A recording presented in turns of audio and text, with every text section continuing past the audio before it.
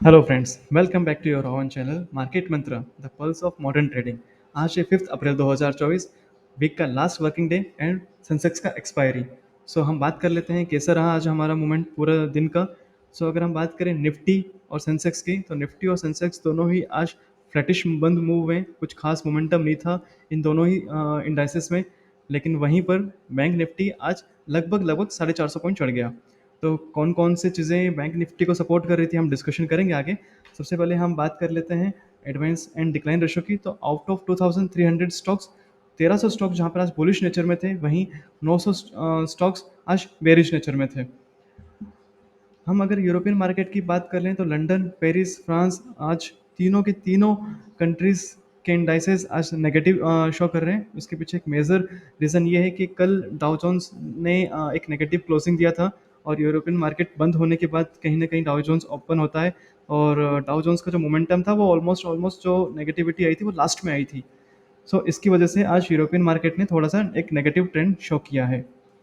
अगर हम निफ्टी के टॉप गनर्स की बात कर लें तो Kotak Mahindra bank almost 2%, S B I life insurance लगभग 1.5%, H D F C bank लगभग 1.5% और बजाज फिंसर्व ऑलमोस्ट 1.34% चढ़ गए। ये अच्छा खासा सपोर्ट कर रहे थे निफ्टी को। बट वहीं पर UltraTech cement, Grasim, Bajaj auto, Bajaj finance अच्छा खासा दबाव बनाने की कोशिश कर रहे थे निफ्टी में, जिसकी वजह से आज ऑलमोस्ट अगर हम बात करें निफ्टी की, तो निफ्टी ऑलमोस्ट फ्लैटिश ही बंद हुआ है, कुछ खास मोमेंटम नहीं था।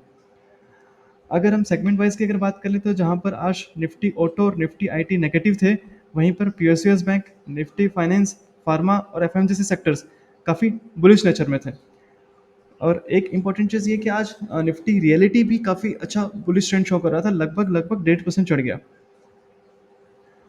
एक इंपॉर्टेंट चीज़ ये है, अगर हम करेंसी सेगमेंट की बात कर लें तो जहाँ पर डॉलर इंडेक्स अभी 104 के आसपास चल रहा है, वहीं पर अगर यूएसडी आईएनआर की बात करें तो हाँ, आज हमारे इंडियन करेंसी ने थोड़ी पॉजिटिविटी शो करी है एज कंपेयर यूएसडी।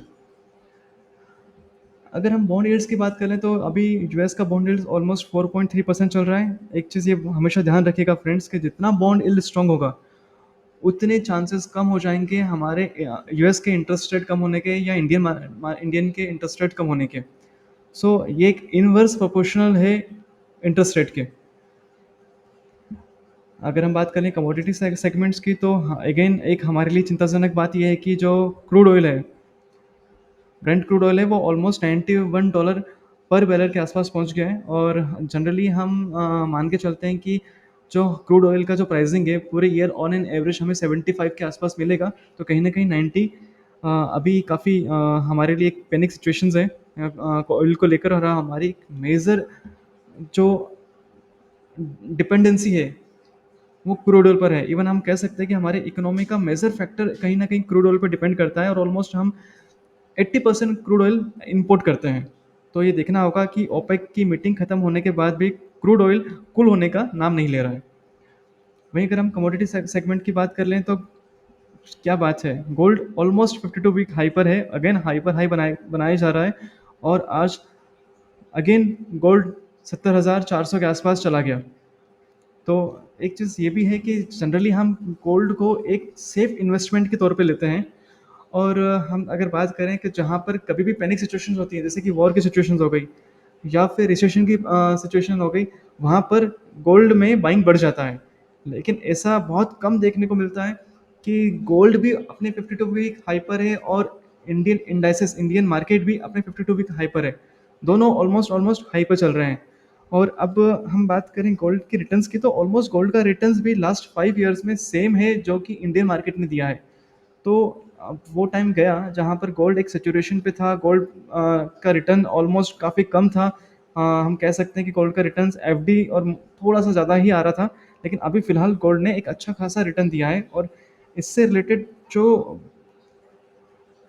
स्टॉक्स हैं, गोल्ड से रिलेटेड जो स्टॉक्स हैं, उस पे हमें नज़रें ज़रूर बना के रखनी चाहिए। जैसे कि हमने लास्ट 3 दिन से हम डिस्कशन कर रहे हैं म्यूचुअल फाइनेंस की, क्योंकि जितना ज़्यादा गोल्ड बढ़ेगा उतना ज़्यादा उनकी लॉन्ग बुक जो लोन बुक है वो स्ट्रॉन्ग होती जाएगी, वो उतना सेफ साइड में जाते जाएंगे। तो ये देखना होगा कि गोल्ड कहाँ से थोड़ा सा कूल ऑफ होना शुरू होता है, क्योंकि गोल्ड हमारे लिए भी बहुत इंपॉर्टेंट चीज़ है। अगर हम बात कर लें हमारे जो मेरा एक फेवरेट सेगमेंट भी है कि कहाँ पर एक्यूमुलेशन हो रहा है, कहाँ पर डिलीवरीज उठाई जा रही हैं। तो अगर हम बात कर लें ICICI bank, Bharat forge, Bajaj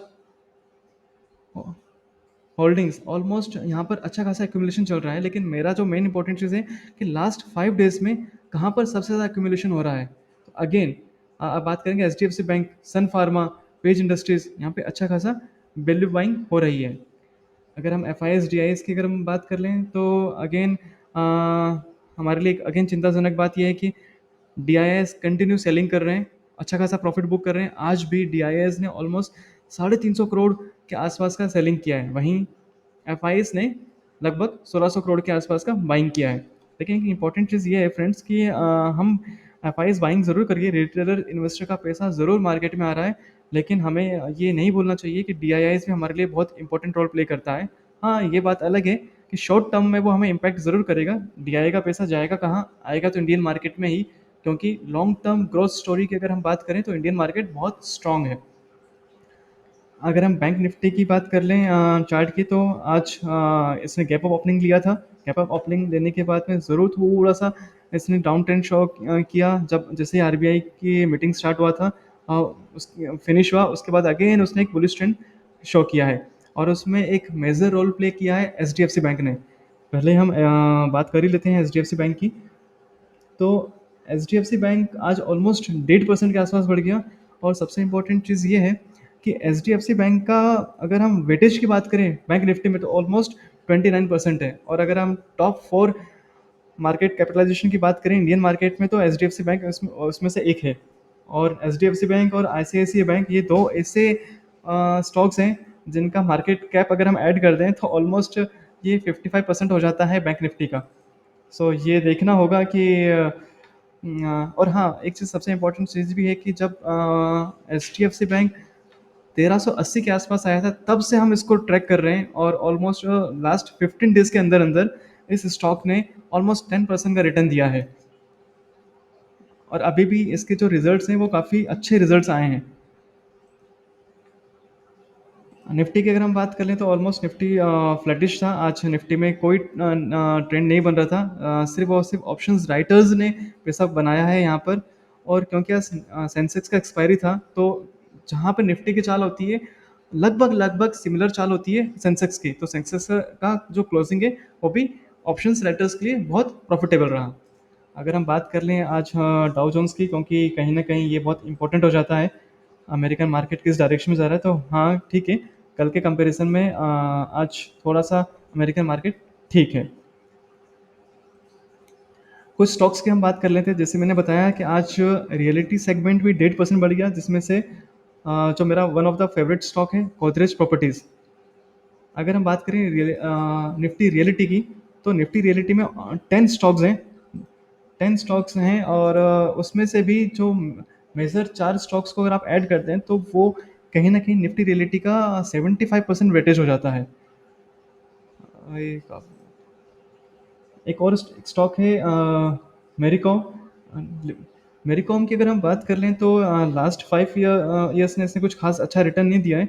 हमारा कोशिश ये होनी चाहिए कि वो स्टॉक्स जिस भी हमें इन्वेस्ट करें वो लास्ट एटलीस्ट 5 साल में वो डबल हो जाए।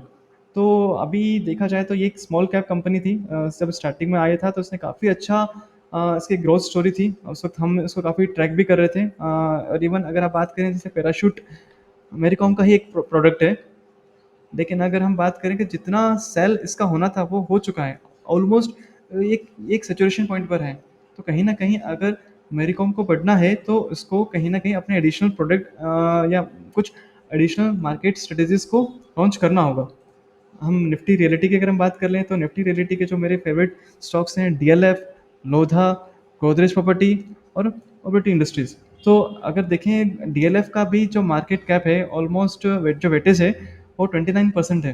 तो अगर हम डीएलएफ, लोधा, गोदरेज और इन्हीं को अगर ऐड कर दें तो ऑलमोस्ट ऑलमोस्ट ये 60% के आसपास वेटेज हो जाता है निफ्टी रियलिटी का। सो फ्रेंड्स, कैसा लगा आपको हमारा आज का content? Please like and subscribe our channel. ये आपके लिए ज़रूर फ्री है, लेकिन इससे हमें बहुत मोटिवेशन मिलता है। Thank you so much.